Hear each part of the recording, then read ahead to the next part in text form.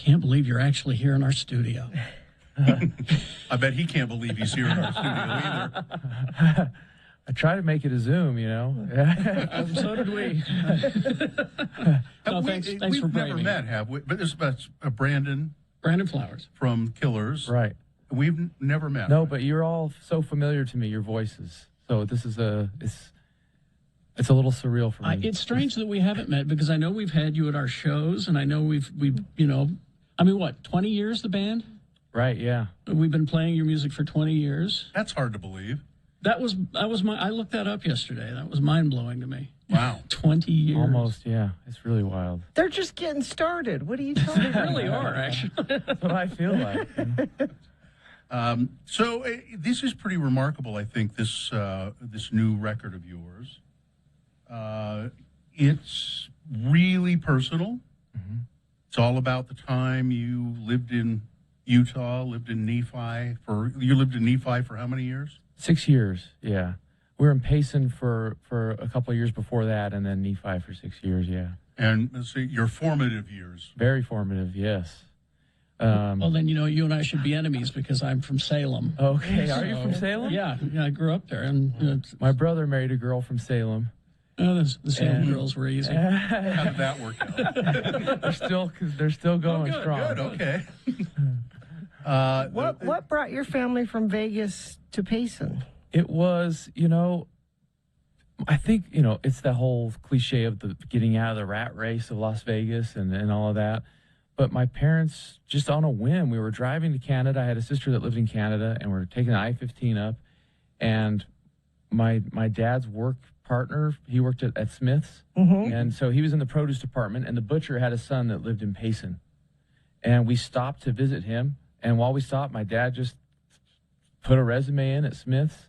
And by the time we were home, he had the job, and that was it. We were moving to Payson. My sister had a heart attack. She was 15. Oh, She was sobbing in the car, I remember. that's a hard age to move. Yeah. But then you moved in the middle of high school too, so you did the same thing the other direction. Mine was get me out of here and let me go back to Las Vegas. And my parents let me go live with my mom's sister in Las Vegas. Ah, okay. So this record called The Pressure Machine. Right. Is that how you view? Well, there's that line in the song where you talk about the pressure machine is God and the culture and Yeah, a little bit of that. The kingdom of God, I talk about it. I started to, as I got older and had a little bit more understanding and life experiences, and saw what my parents went through to take care of us. And then sometimes we can unnecessarily put a lot of pressure on ourselves religiously that maybe sometimes it's just misunderstood. And so, yeah, I just sort of was able to come up with the title through that. Now, did you grow up as a Mormon kid? I did, yeah. And your parents are? Yep, and I'm still a member of the church. Yep. Yeah, so am I. Well, Believe it or not, on paper. on paper. They've never taken my name off the rolls, so here I am. You'll still see me there on Sundays. Yeah. What prompted you to decide to do this project and write about those years? Yeah. It was interesting. It was it's basically from COVID. COVID is where it's sort of the roots of this record. We were about to take off on a tour for our last record called Imploding the Mirage, and it was just about to happen.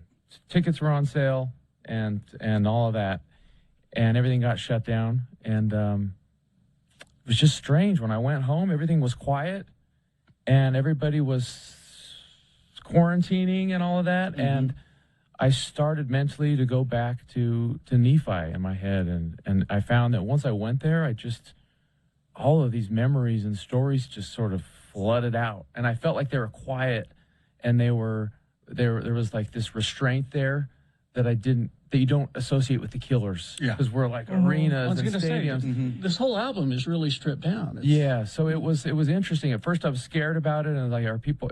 Should this be a solo record?" And then, everybody got on board, and we were able to see it through. Great. So this is a Killers record. Yes. Yep.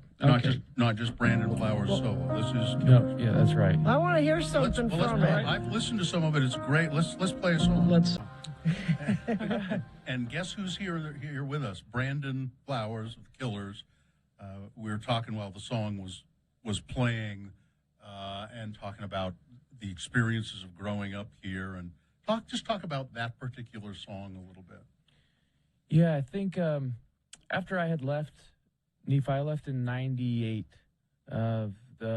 The whole, just like a lot of America, Nephi got hit hard by drugs and opioids in particular. And my family was affected, and I saw a lot of kids that I went to high school with were really affected, and have subsequently, seen the tragedy and the trail of just horror that has kind of left. And this song definitely is seeped in that. Well, do you think it happened because of? I mean, it seemed like it affected a small place like Nephi more than it did Salt Lake, or was it because of the fact that it is a small town? And I think it's the escape. Yeah. We actually have these interstitials, which I did not know that word until we had interstitials on our record, where people from Nephi speak on the record, and one of the guys actually says it's everybody's got to escape something, or something to that effect, and I think that's a big part of it. Just and the oxy had the benefit of, my doctor gave it to me, so it must be okay. Right. Well, and you used the word escape when you were talking about getting out of Nephi to go to Vegas, or getting out of Vegas to come to Nephi. But I think some people don't have the ability to actually escape, so they have to escape mentally if they can't physically. Yeah, I had an aunt in Vegas, so it was like, okay, send Brandon to Aunt Joyce. And so that was where I went.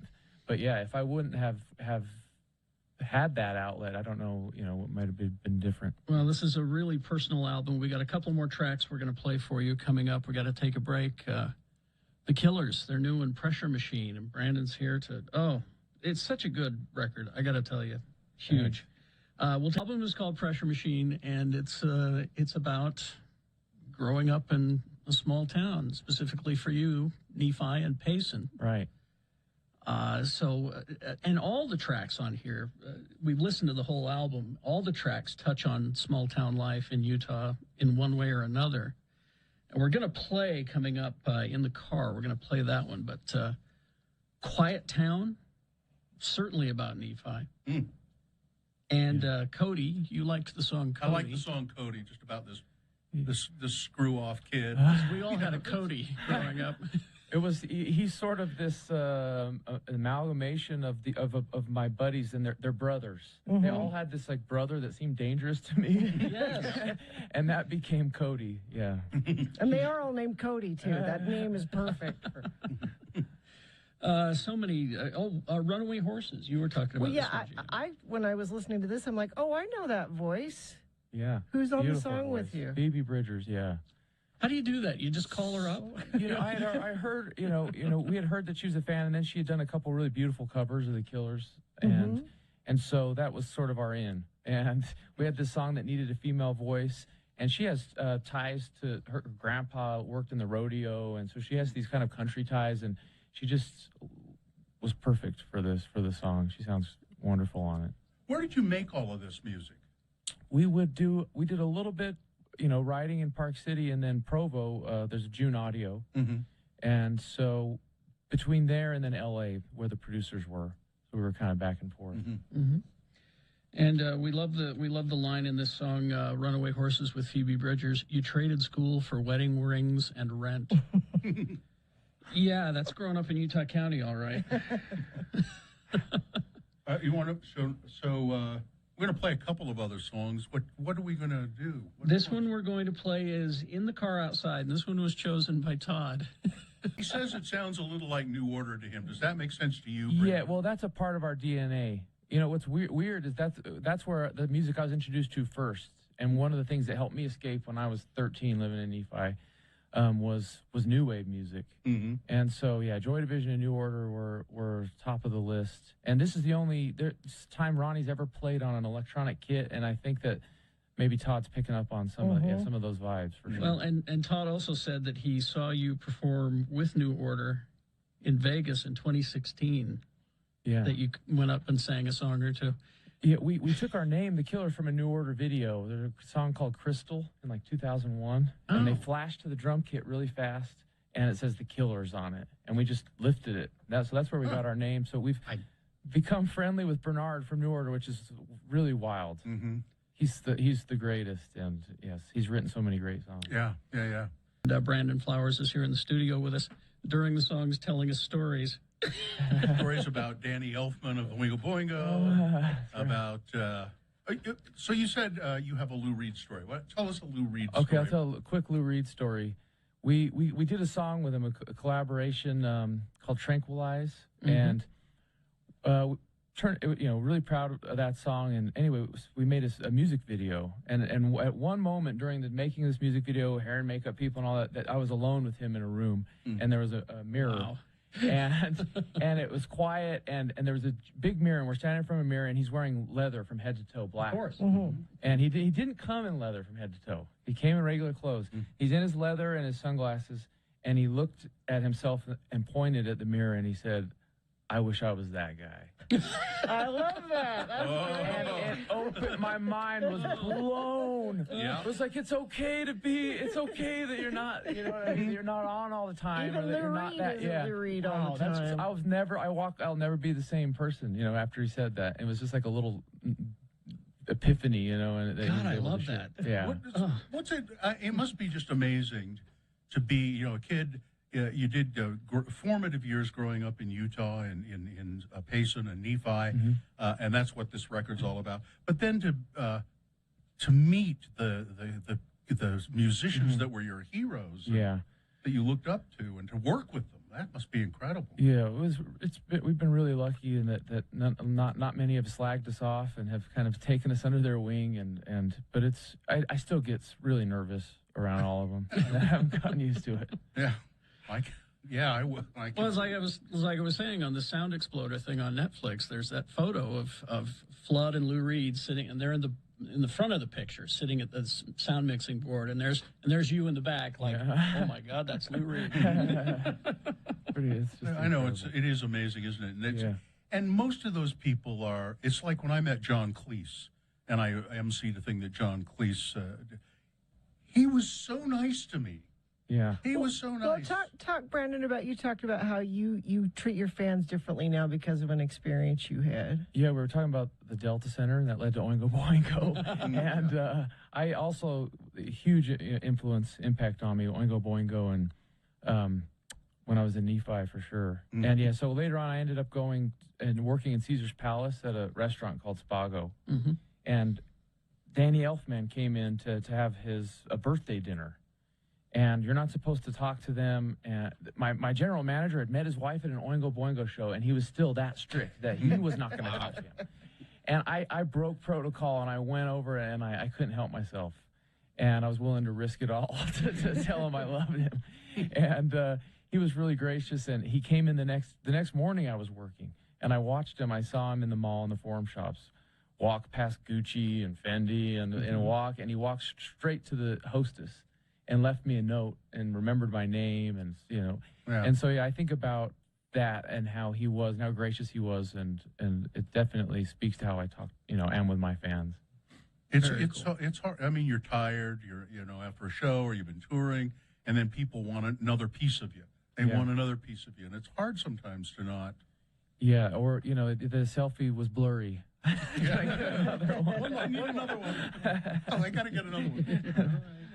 All right, well, we got to take a break. Brandon Flowers from the Killers, local boy. I went to a big ass show once. You haven't played a big ass show yet? 97. You went to the big ass show. You didn't play at the big ass show. Sorry, Violent Femmes. I went for the Violent Femmes. Oh, the Violent Femmes one. Oh, yeah. Down at the fairgrounds, I remember. Yeah, the Violent Femmes they were a really good show, but as I remember, they were kind of they were impossible. Well, they said they wanted to get paid before they went on stage. You pay us now, or we won't go on stage. That's a gangster. I've told the story a million times. Jim Facer, our old general manager, we're backstage area, and I'm walking this way, he's walking the other. He goes, "Come here, son." And he pulls out this big old wad of cash. He goes, "See that? Ever see that much money before?" That's because the Violent Femmes won't go on until I give this to them. Cash. They wanted cash money. I'm going to go pay the Violent Femmes right now. Okay. Yeah, the big ass shows were great though. And then you played one or two, or One, I think. One? I think you played one, yeah. God, there've been so many, it's hard to keep track. We haven't. Do we got, do those anymore? I don't remember. I don't even know. Do we? Do we do our shows? What are shows? Well, yeah. So we talked about this off the air a little bit, but you are going to do your tour is coming back around, Right. 2022. Everybody thought it was this fall that they were buying tickets for. We had that mishap happen. They didn't realize it was for next year, but yeah. So for fingers crossed, yeah. For Salt Lake, it'll be at the Delta Center. Delta Center. Or the Vivint Arena, August 30th of next year. Last time I was overcoming the flu last time we played the old Delta Center, so I want to make up for the last one. Well, the new album, which is out today, it's called Pressure Machine. And it's just brilliant, absolutely brilliant. You know, I don't think it's a pop album. I feel like it's an Americana album. It's more in that vein, yeah. Yeah. It's certainly... It's storytelling more. It's storytelling, and the instrumentation's different. Yeah, there's pedal steel and fiddle and harmonica for the first time, so yeah. Well, I was telling my friend Rebecca is a huge fan of yours, and I was telling her this is different than just about anything they've ever done. Yeah. And I think quite possibly some of the best stuff that you've ever done. Do you struggle with that? You know, so the feeling is, should a band always try to do something different, or kind of try and do the same thing, and you get because your fans want you to do the same in a way? It's difficult because we love so much music, but there's a beautiful. It's beautiful how the Ramones were able to stay in their lane. They certainly stayed. They stayed in one groove. Yeah, yes. But we kind of. I just love so much music, and it's fun to explore it. Yeah. Now this album is about growing up in small town Utah, Nephi, Payson specifically. All kinds of great songs here. In Another Life is a beautiful song. Desperate Things was an interesting one. Yeah. The murder mystery. That's right. Well, it wasn't even really a mystery. The cop did it. Carrie. I'm sorry. Way to go. Give it away. There was a Pressure Machine, which is the title track, which I thought had a beautiful line in it. We talked about it earlier, about the pressure machine being God, culture, and religion, which I thought was beautiful. But then the final track, The Getting By. This is Carrie's request. He wanted to hear this. Because you wrote this about my father, didn't you? Because it's the same thing. Yeah, it's being able to. It's interesting to be able to write about my dad and be able to apply that to larger groups, and how that being honest about him has spread, and the way that it's able to spread and be truthful for other people. And yeah, this is a guy. That's just,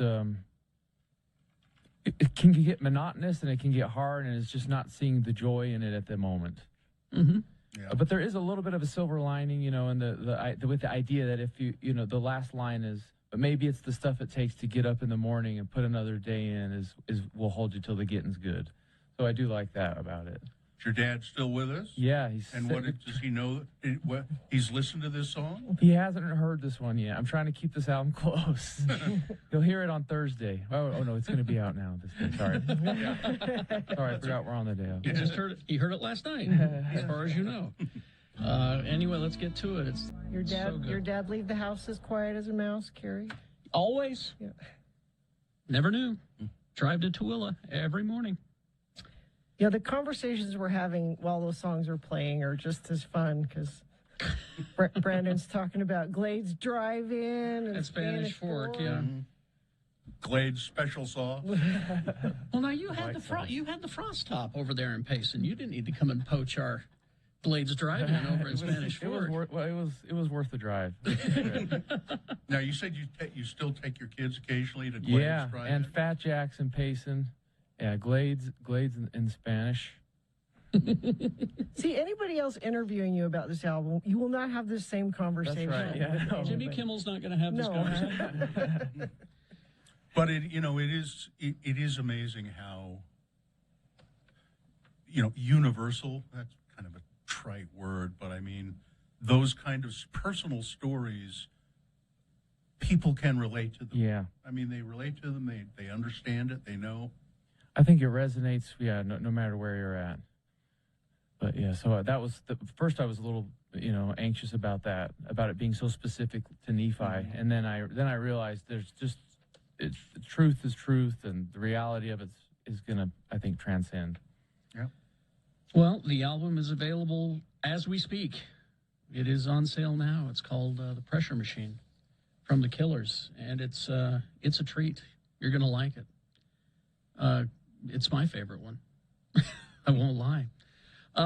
Before we turn you loose, sir, anything you want to throw at our audience? Let them know. No. No, I wasn't ready for that one. No. You're anxious to see them August 30th, 2022. 2022. Yeah. We have to wait that long? It's crazy. And on the tour, you said that you'd be doing some of these songs from this album. Yeah. But mostly from the From previous Imploding album. the Mirage, yeah. It's billed as the Imploding the Mirage tour, but I think a couple of these are going to make their way into the set list. A couple of them have heat, like In the Car Outside that you played earlier. That seems like it's going to work. Yeah. Yeah, that seems to be the one that everybody's gravitating toward. It's going to be. I'm happy for you. Thanks.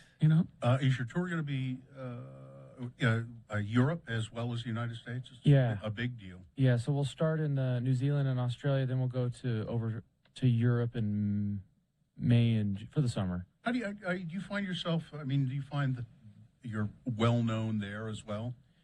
Yeah, they kind of opened the doors for us first in England, and that was we loved that because a lot of the music that first influenced us was from over there, and so they've taken us in, and it's really special, the connection we have with the crowd over there.